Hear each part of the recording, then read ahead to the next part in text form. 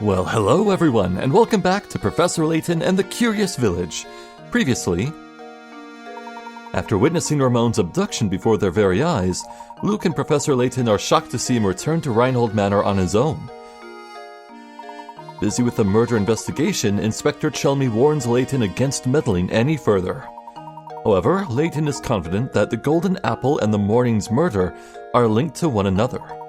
Finally free to move about, Layton and Luke begin their search for the Golden Apple in earnest. And that brings us here.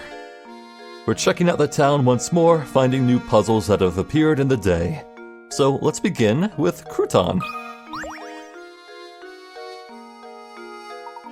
Good day, fellows. Did you ever track down Ramon? Indeed we did. Thank you for your assistance in the matter. Good to hear. Well, since you're here already, why not take a load off and rest for a bit? What's this? Oh my, where did I put that measuring cup? Uh-oh. Is something the matter? Oh, here we go. I have 16 quarts of water that I want to divide into equal portions of 8 quarts apiece. The problem is, my measuring cup seems to have grown feet. Can you think of a way I could use these 7 and 9 quart pitchers to divide things up? Here we go.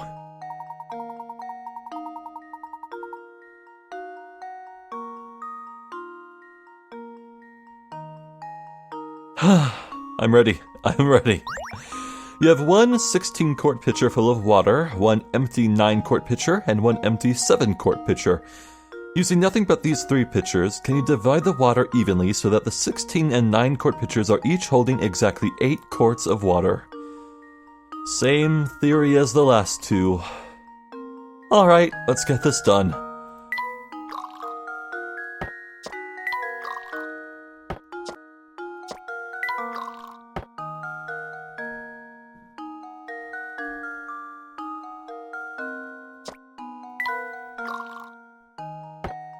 Okay, that was not that bad. Not like before. Every puzzle has an answer. Oh, we're off to a strong start. Wonderful. If you shift the water back and forth long enough, you'll eventually end up with 8 gallons in each pitcher. The shortest possible solution requires 15 moves. Yeah, it was like, I was focusing on making new numbers as I went. That was the key. Oh, genius! Now that you've done it for me, it all makes sense. I wish I had someone like you in the kitchen. Oh, I meant to mention this earlier. I heard a rumor that the kidnapper lives in that tower. You know, I've never heard anyone say anything good about that tower. Make sure you keep clear of it, okay? A flower bouquet?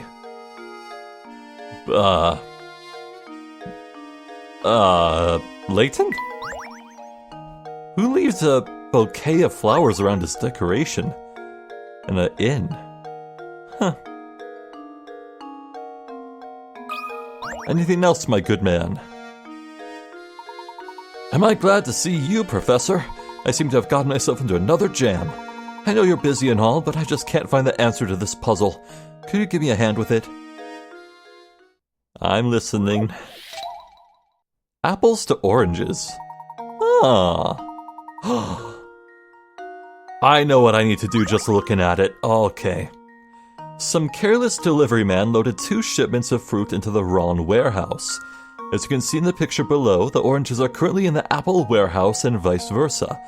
Can you correct the mistake and put all the fruit in its proper place? Yes I can.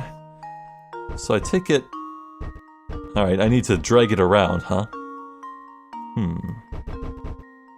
We'll make some space. You'll probably need to move stuff back in here and there. Do I do it one at a time like so? Uh-oh. Right, this is going to be harder than I bargained for.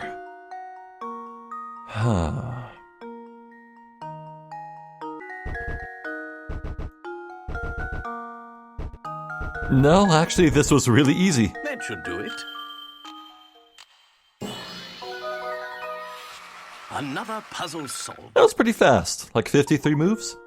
Great job, fresh fruit for all. Oh, but What was the minimum amount of moves? I'm curious. Oh, so that's how it's done. Thanks again, Professor. A painting scrap. Neat.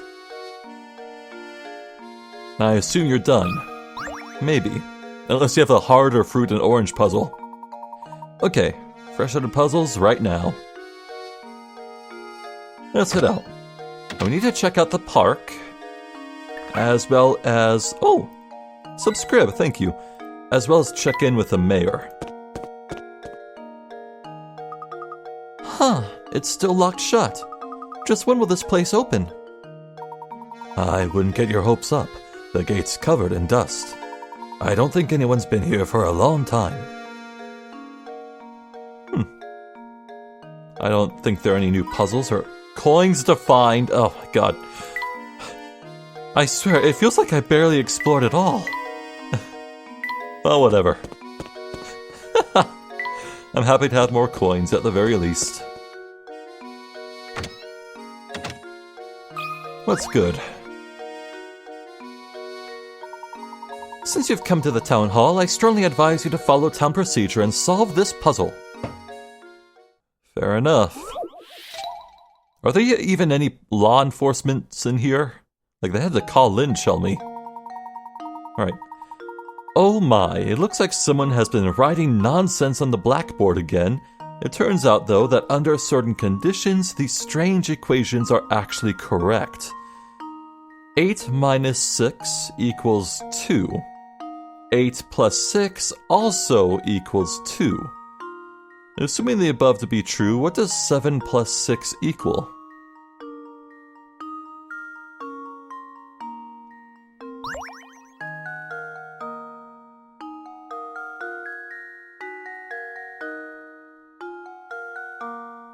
A situation where it makes sense?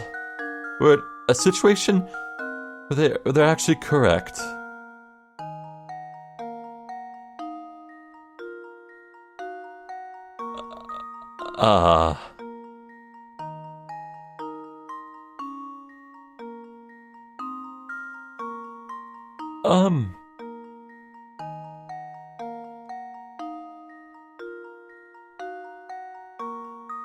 Well, 8 plus 6 is supposed to be 14? Why would it be 2?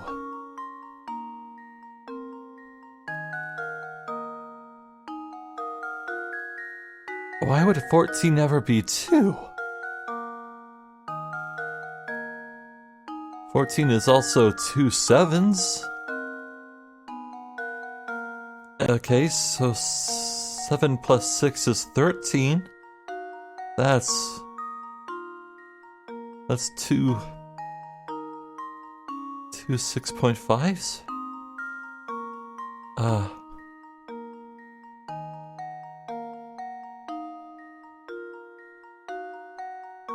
What? You know what? Screw it. Fast hint coin, just right away. At first, it might look like whoever wrote this on the board was just terrible at math, but the truth is that just about everyone does calculations like these. Heck, you probably do it just about every day?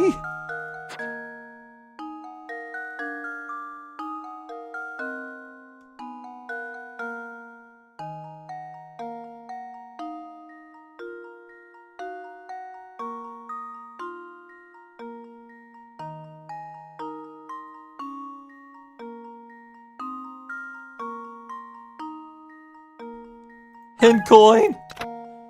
8 minus 6 does of course equal 2, yes, but under what conditions does adding 6 to 8 equal 2? Here's a hint. When you do math like this, you probably use a commonplace item that many people have on hand? Is this supposed to be negative 8? But... no, that would be negative 2 then.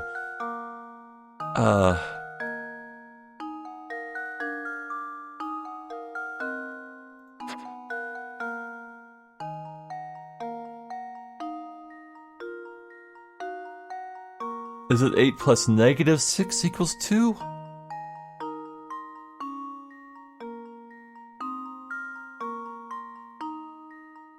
Seven plus negative 6 equals... 1? Is it 1? Luke, here's my answer. Really? Okay. That was a guess. Another puzzle What? solved. Explain. Come on! Who the fuck goes around adding hours together on a board? You're correct. This puzzle is using time as a framework for the calculations. If you take 6 hours away from 8 a.m., time becomes 2 a.m. Move forward 6 hours from 8 a.m. and the time becomes 2 p.m. Therefore, if you add 6 hours to 7 a.m., you should arrive at the answer 1 p.m. You can, of course, reverse AM and PM and still find the solution.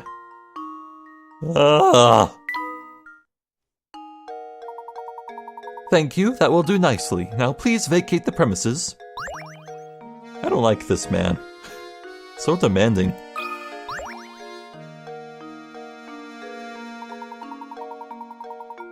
Alright. He told us to scram. Sure. Very hospitable. Oh, we can go into the center of town. Okay. Well, we're gonna be a while then. Did I already speak to Yawning Man? I think I must have. Very well. Let's head south. Oh, it's, what's his face? Egg? No, you're not Egg. You're Stashin, because of mustache. If you really want to understand Satan the Steer, you'll need to search the village thoroughly. Good luck, fellows. You'll need it. Fair enough. We can go to the drawbridge. Lovely. Anything new? Not even the Layton-mobile could make it across the river, huh? Nope, we've seen this. I don't think Subscribe has anything to point out. Let's leave. And check out the inn. Oh, Beatrice is gone. Someone's baking something up there. Very well. Yes, I think we need to find Matthew at the manor, so let's go there last for sure. The cat's back! Wait, it didn't disappear last time now, did it? That cat and mouse seem to get along pretty well, don't they? Do you think so, Luke? I would have guessed the cat was tormenting the poor mouse. But if you say the two of them are friendly, I believe you. Of course. If it has to do with animals, leave it to me. By the way, Professor, have you heard this one before? What's E? Oh dear. According to the diagram shown here, A equals 2, B equals 3, C equals 3, and D equals 4. So what does E equal? Okay.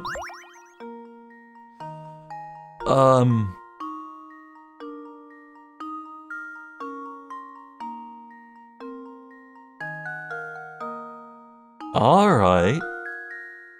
I think I get it. I think I get it immediately. So A is touching two pieces on its sidelines. Diagonals with corners. Corners do not count. So A equals 2 because it's touching this and this. Now B equals 3 because it's touching this, this, and this on its sides. C also equals 3 because it's touching this, this, and this. It's not touching this or that because it's diagonal corners. Corners do not count. D equals 4 because D is touching this, this, that, and this. I think I cracked it, so it should be really easy to find out what E is. Let's see. 1, 2, 3, 4, 5. And does that make sense? Everything lines up with my logic? I think it does. 5 it is. here's my answer. It feels real nice to get one right away. Critical thinking is the key to success. Well done. The number assigned to each letter refers to the number of sections that are touching the labeled section. Yup. Gosh, I was sure I'd come up with a really good puzzle, but it was still too easy, I guess. Anything else with a kitty?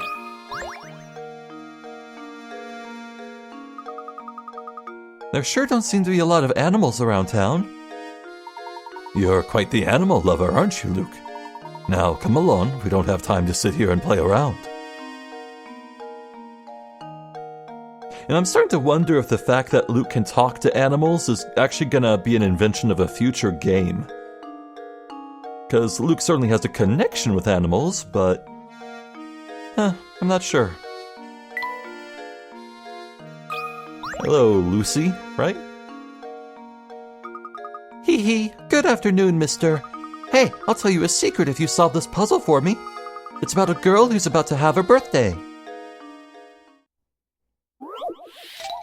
Birthday girl. Uh-oh, this looks difficult. When asked about her birthday, a young woman gives the following information. The day after tomorrow, I turned 22, but I was still 19 on New Year's Day last year. When is her birthday?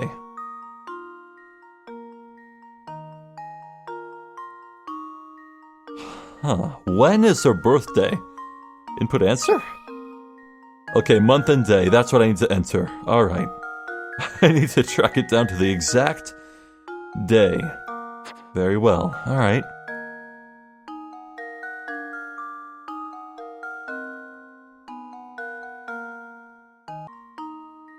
It could be January 2nd?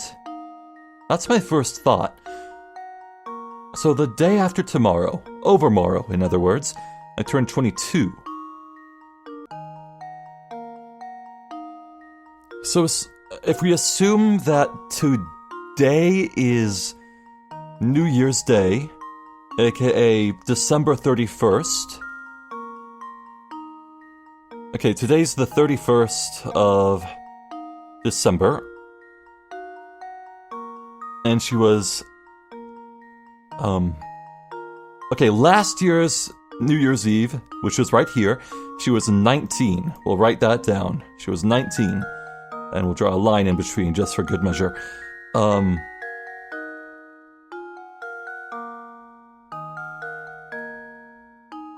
She was 19 here. Wait. Oh, I think I already see a problem. Hold on. But okay, let's assume we go to January 2nd, which is her birthday, her supposed birthday, and she turns 20. And then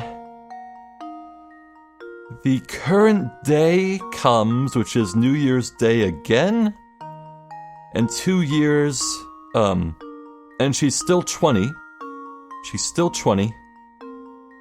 And then 2 days from now, which would be her birthday, would be the 2nd again. She turned 21? But no. The day after tomorrow, I turn 22, but was still 19 on New Year's Day this year.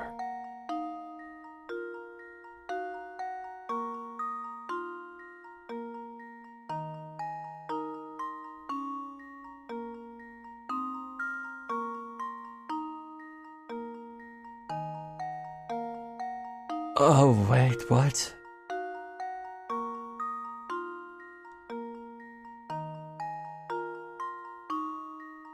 Aging 3 years in 365 days.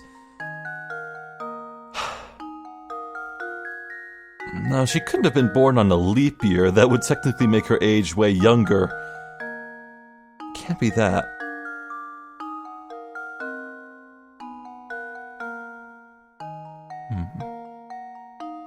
Wait. Oh, I should pay attention. On January 1st, she was 19. Aha.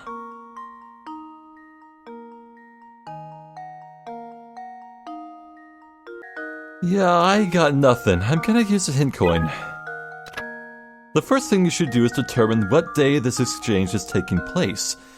The woman says she's turning 22 in 2 days, so right now she must be 21. Hopefully these 2 points will give you something to go on.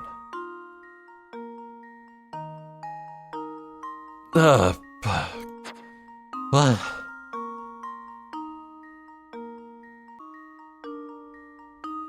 Hint coin!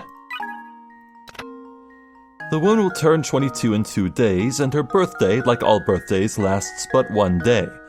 She also mentions her age last year. A year, on the other hand, is a much larger period of time to deal with. In order for her statement to be true, her birthday needs to fall on a particular day. Think about how the above 2 facts help to narrow the possibilities.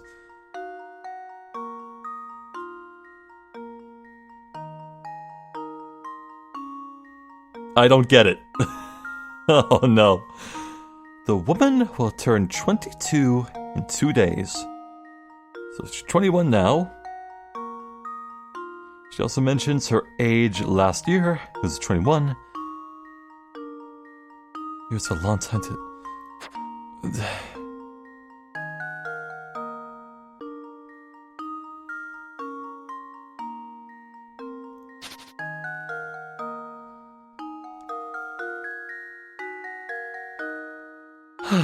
I've sat here so long, trying so many strategies, trying so many things.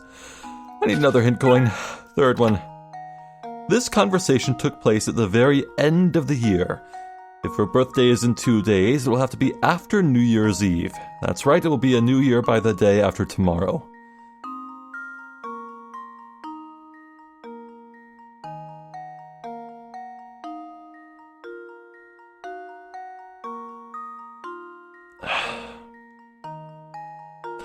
It's either January 1st or 2nd.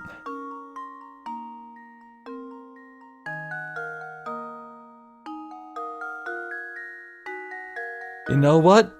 My gut instinct when I first started this was January 2nd. That was one of the first things I said.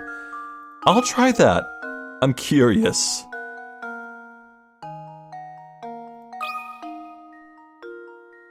Luke, here's my answer. I should listen to my gut more often. That's right, her birthday is on January 2nd, and your conversation with her must have taken place on December 31st. As you can see on the chart above, the woman was 19 on New Year's Day last year, and she turned 20 the next day. This year, she turned 21, and in 2 days, after the new year starts, she'll turn 22.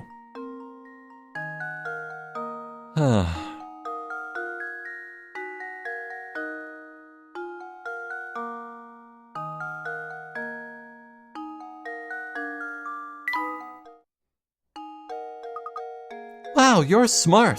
Okay, come close so I can tell you my secret. I heard that all the people who get kidnapped feel a little sick right before they get taken. I bet the monster that lives up in the tower feeds its victims super gross food before it pounces. Oh, I bet it's like hamburger ice cream with butterscotch and mayonnaise swirl. Ugh. Ew. Or maybe he just picks the weakest of the bunch to snatch. I just don't get why he needs all those people. Well, thank you, Lucy. You've been most enlightening. Not. I already knew these things. Hey, mister. It's good to see you again. See, I'm totally stuck here and I could really use your help. My friend told me this puzzle the other day and I just can't solve the thing. Can you help me? I'll give it a shot. The chocolate code. On Valentine's Day, your gadget-loving technophile girlfriend gave you a most unusual slab of chocolate. While the jumble of letters looks like nonsense, if you manage to decode the letters written on the chocolate, a message from your sweetheart will appear. What is she trying to tell you?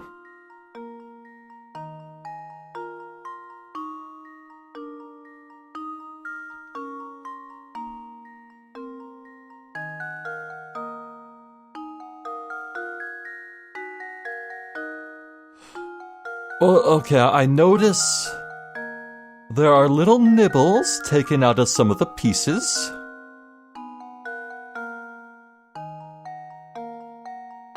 but not all of them. G up, E, C left, Y left, empty space, N right, W right.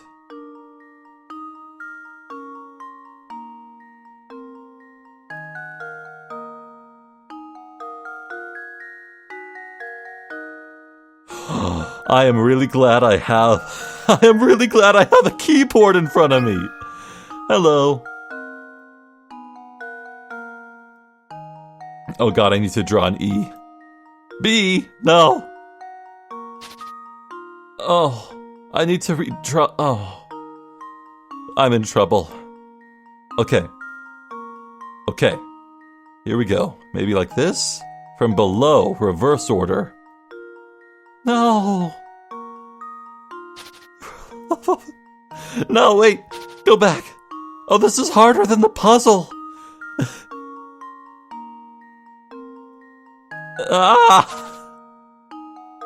Alright, look. Okay, I was told the manual for this game has instructions on how you should write all letters.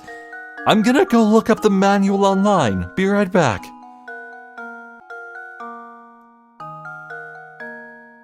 Oh, thank Christ. Right. I looked at the manual. I didn't see anything about texting in it. Or drawing text, rather. Yeah, the code is text me. That should do it. Every puzzle has an answer. Dude, this one was evil. Excellent.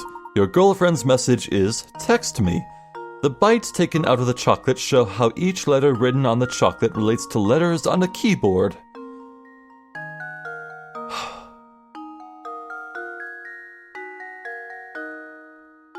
Yeah, that's evil.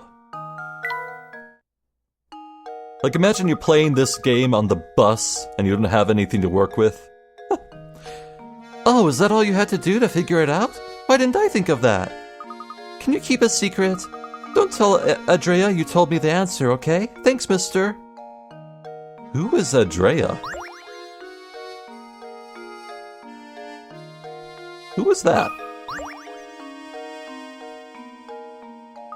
Andrea's really nice, but she comes up with some tough puzzles.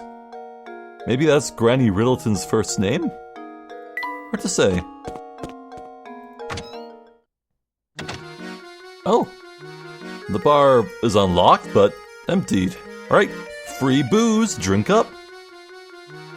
Nah.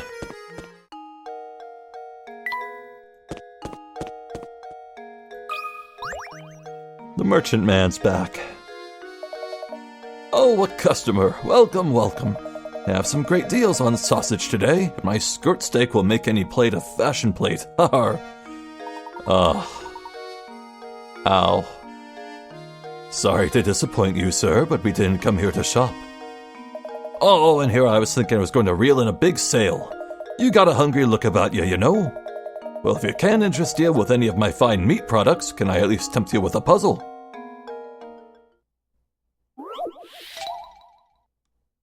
Sausage thief. That's what they called me in college.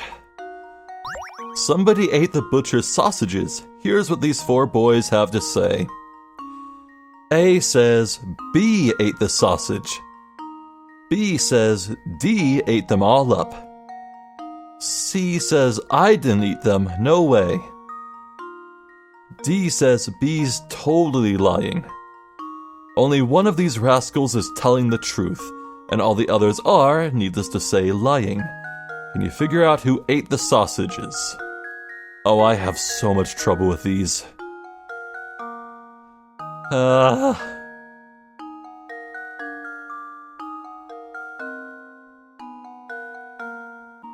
Okay, maybe we can work this through logic. A says that B ate the sausages. Assuming that is true, and A is the truth teller, the sole truth teller, that would mean all three others are lying. Now C says, I didn't eat them, but that conflicts because we're assuming that B did in fact eat the sausages as the truth tellers said. Therefore, A's statement is wrong. A is certainly a liar. Great, we've worked that out. Now, let's assume that B is the sole truth teller. D ate them all up. Well, that would mean that D was saying that B is lying about that, which is a lie because we're assuming B is the truth teller. So at least sussing out C and A as liars. But we already know A for sure is a liar, so we need to find C. C says, I didn't eat them, no way. Well, that flies in the face of assuming B is true. Because if D ate them, then C would have to be telling the truth when he says, I didn't eat them. So that's twice now that C is very suspicious. Now, moving on to D, who says B's totally lying. Let's assume that statement is true. If B is lying and knows someone else ate them all up, well, kind of circle around to the others, wouldn't it?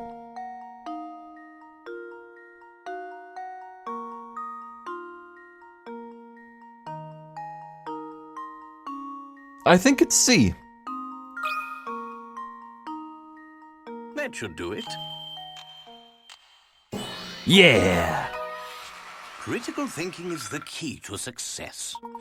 C ate the sausages, and the only person telling the truth here is D.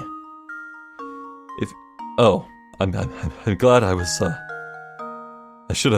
really should have read the question. I selected C being the liar. The sausage eater and not the truth teller. Right, okay. If you assume A to be the culprit, both C and D's statements must be correct. Choose B and the other three boys' statements must be true. If you make D out to be the criminal, then what both B and C are saying must be true. None of these possibilities fit the conditions set forth in the puzzle. Hey, you're pretty good at this. As a bonus for solving my puzzle, I'll throw in some gossip I heard. Word is that somebody lives in that dark, grimy tower. You'd have to be one odd duck to want to live in that old, moldy wreck of a place. A flower vase. Well, Layton already has the bouquet, so let's go with Luke.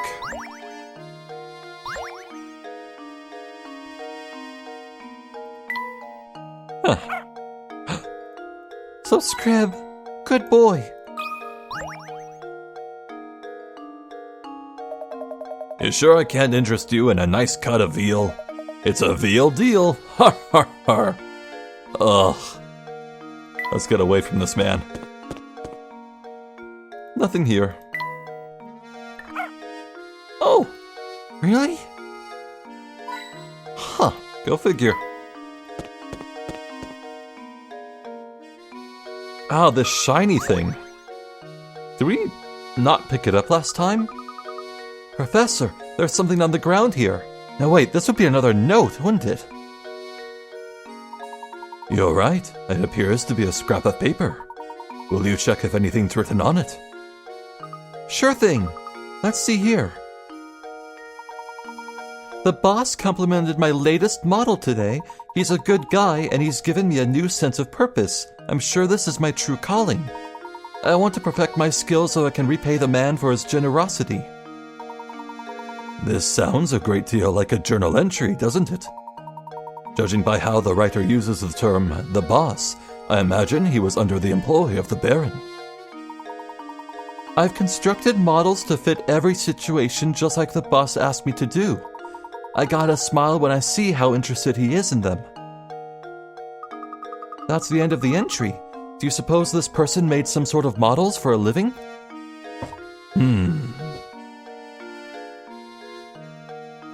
I swear to God, is there actually something to my batshit robot theory? Wow, you're still eating, huh? Yo, Professor, did you find what you were after?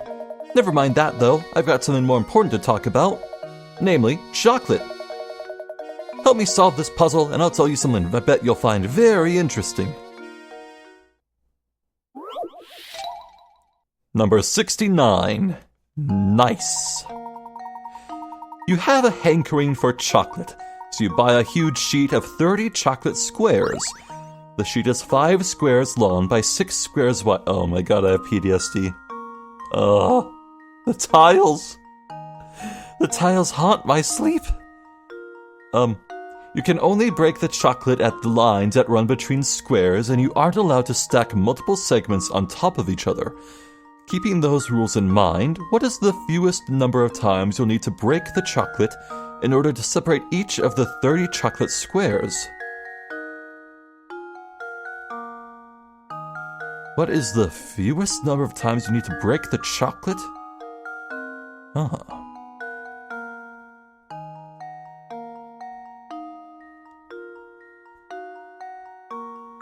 Okay, well, my first gut instinct is to do like this. Like, break that off. Well, no, more accurately, it'd be like, break it off here. But then you'd have to break a lot of chunks, wouldn't you? That's one break, another, and so on.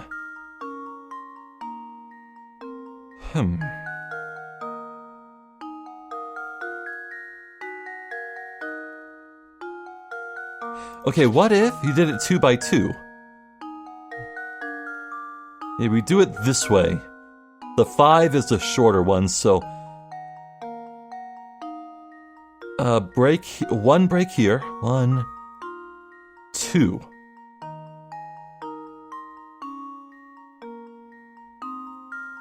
And then you do... wait.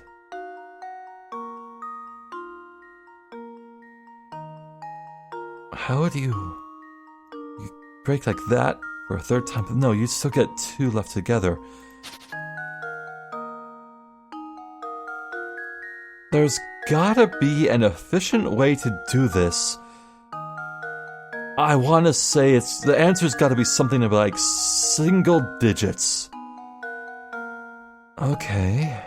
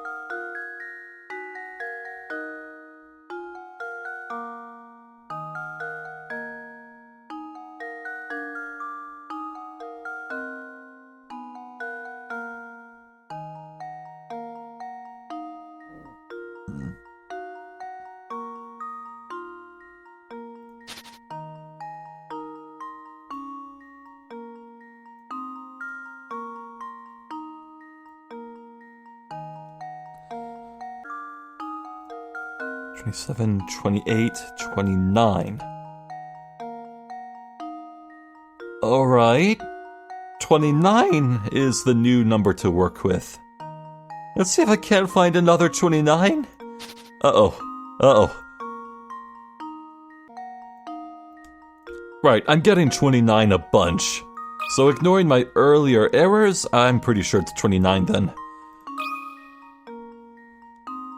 Luke, here's my answer. Hey! Another puzzle solved. That's right. If you follow the rules set out in the puzzle, then it really doesn't matter how you break up the chocolate. The number of segments you have increase by 1 each time you break a chunk off the sheet.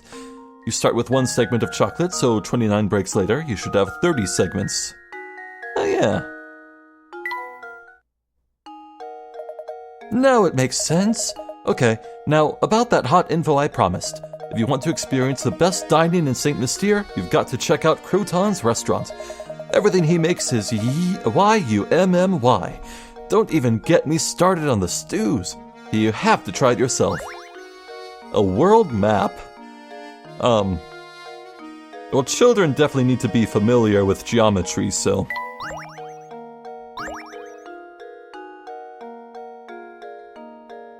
Anything else, good sir?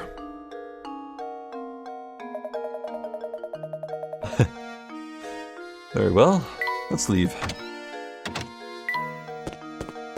And with that, I think we've seen just about all of the town.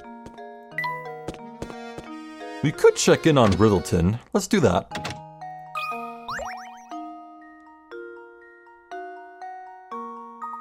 Why, howdy. Nope, nothing new. Well, let's head up to Matthew then, the manor. I swear I spoke to you already, but oh! Subscribe. Thank you. Just in case. Lady Dahlia sure is gorgeous, ain't she? Yeah. Yeah, she is. Okay. Let's head up. Nothing new here. The manor. There's Matthew. But before we speak to you, let's go around you. Anything new with you fellows? Hopefully not. Nothing with him. With Chelmy, perhaps? Nope. And Dahlia, just to be sure. That'll do it. All that's left is to speak with him.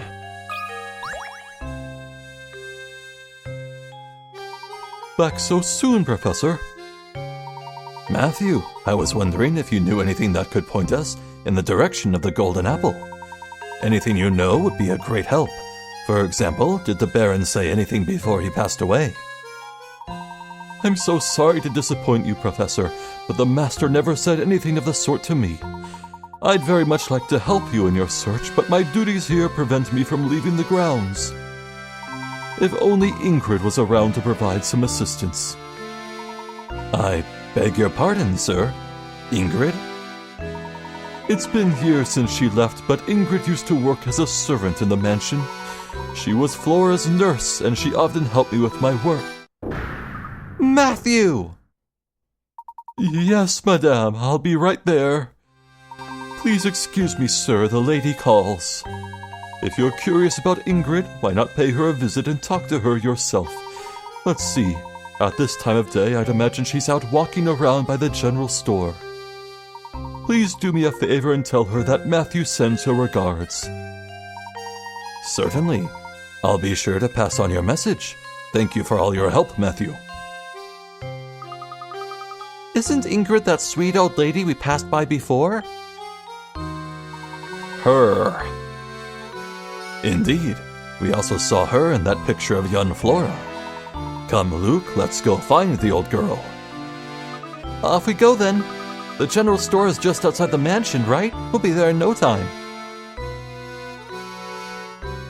Alright, just to make sure. Yeah, there's nothing new. Surely. Unless...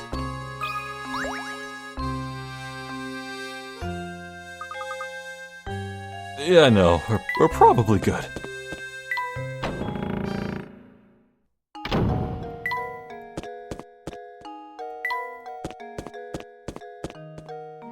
There she is. You have a lot to answer for. Oh, goodness me, if it isn't Mr. Layabout, was it? The name's Layton, madame. That's right, Mr. Layton. What can I do for you, sir? Earlier, we were talking with a butler at Reinhold Manor, and he mentioned you used to work there. We'd very much like to hear anything you might know about the Baron. Heavens me, you want to hear about the Baron? I'm afraid the only stories I have are from when I worked at the manor, and that was ages ago. That would be ideal, madame. Would you mind telling us one? All right, well, I suppose I could tell you a bit about the Baron and his former wife. The way Master Reinhold and his wife would carry on, they almost seemed to be like children. You'd never seen a man so in love as Master Reinhold was. When she passed away, Flora was all the Baron had to remember her by. So he raised that little girl with all the love a child could want. The things he'd bring home for her, toys from all over the world and teddy bears as big as yourself. He was in high spirits in those days. He really wanted to give her 2 parents' worth of affection. So where has Flora gone? Your guess is as good as mine, sir. I have no clue where that girl went. She left the mansion well after I stopped working for the Reinholds. Some say Lady Dahlia put Flora on the street to keep the family riches to herself, but that's nonsense. After all, the Baron cared about Flora so much, I can't imagine that he'd allow something like that. You know, you just reminded me. The grave of the Baron's late wife is located in the manor garden. I wonder who takes care of it now. The Baron's former wife is buried in the garden. Thank you, madame. You've been extremely helpful. Luke, let's head back to the manor. I have a hunch that the grave might hold the clue we've been looking for. Oh, that is promising. Let's head right there. Surely nothing's restocked. Matthew?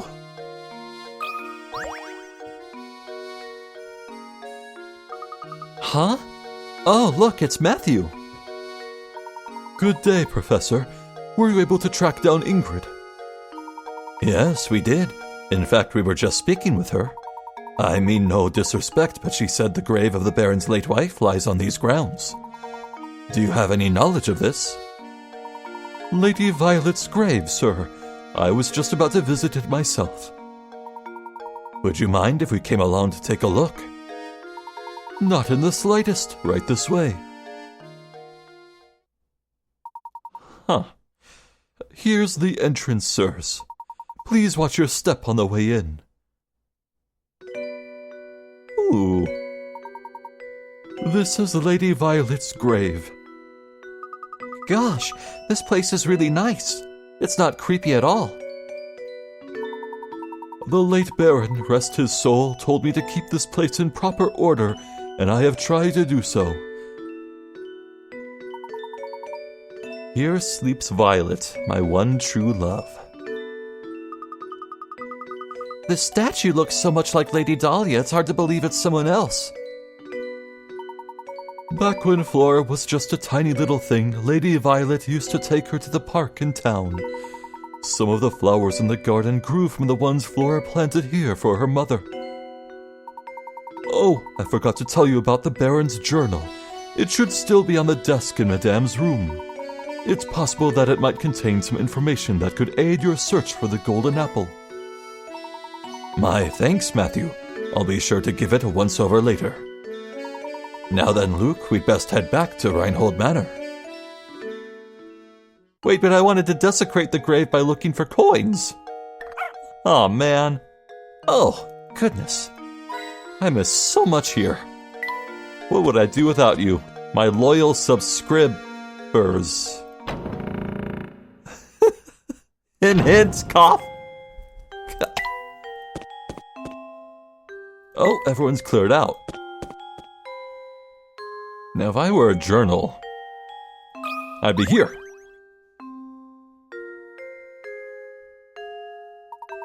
This must be the journal that Matthew spoke of. I have to admit, he seems to know where everything in the manor is. There's something about reading someone else's journal that just doesn't seem proper to me. However, the investigation must continue, so...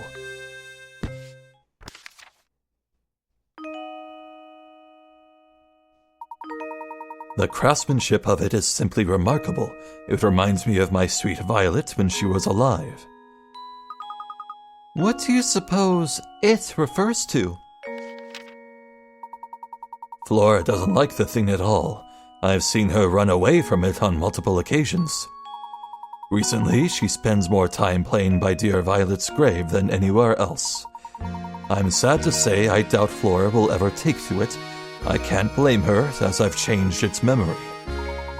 I felt terrible forcing that change on Flora, but I just couldn't bear to see it like that anymore.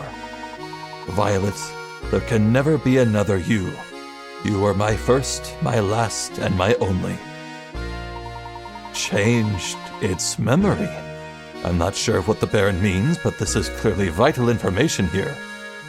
Yeah, Dahlia's a robot, bare minimum. I collapsed some days ago and have been bedridden ever since. I feel as if I have failed Flora as a father. I can only hope that when I am gone, the people of the village look after Flora and care for her as I did. You must have been terribly ill. It seems I am not long for this world, and the time has come for me to say goodbye to my little Flora. I've left everything in Bruno's care now. Flora, I pray you find happiness in this life. I've disclosed the location of the secret place in a note that I've left with an old friend. It is my most fervent hope that the seeker of the golden apple finds it and grants my dearest wish. Professor! Baron Reinhold's old friend. We must seek out this person, Luke. But, Professor, how can we possibly find that person with nothing but this journal to go on? Aha, it's like I always say, Luke. Any good investigation starts on the street. We'll just have to ask everyone in town about the matter. What? I mean, of course. You're absolutely right, Professor. Let's get to it. Of course, any good investigation also needs direction. Let's start out by asking Ingrid a few questions. She seems to know a great deal about Baron Reinhold. Well. I've gotten pretty used to speaking with everyone in town, so par for the course, I would say. Anywho, this feels like a good place to end things, so how about we take a look at... Wrong button. Take a look at that picture puzzle. Just the one piece today. It's the corner. Yeah, they're gonna tantalizingly wait until the last moment. Mark my words, the face piece is gonna be like the last one we find. Mark my words. Well...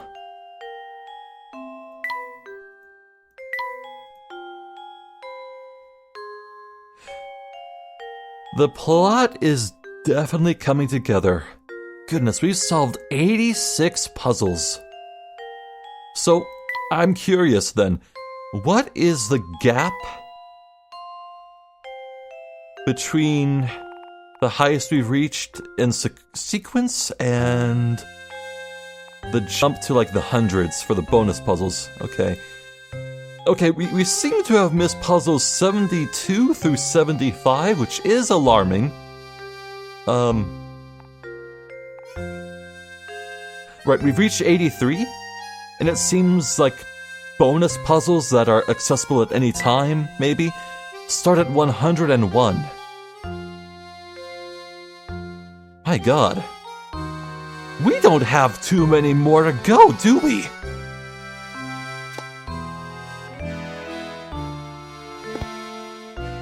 Huh.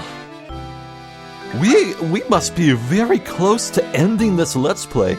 Boy, it does not feel like it, but it must be true, right? maybe 3 or 4 more videos to go, maybe? Wow. What a short game. I say as I spend like one whole hour on one single chess puzzle in the last video. But yeah, I imagine we would go to the park and explore it. But this story has to end in the mysterious tower. There's been so much build-up for it, you know? And for that matter, where is Satan? So long ago we knew Satan rode into town, and by that I mean Layton's supposed nemesis, I guessed. When and where are they gonna show up? Where is Satan? I need to know. Well, anyway, I'm still quite enjoying my time in the Curious Village. I'm Zephyr the Jester. This has been Professor Layton in the Curious Village. Thank you for watching, and hopefully I'll catch you next time. So until then, please take care.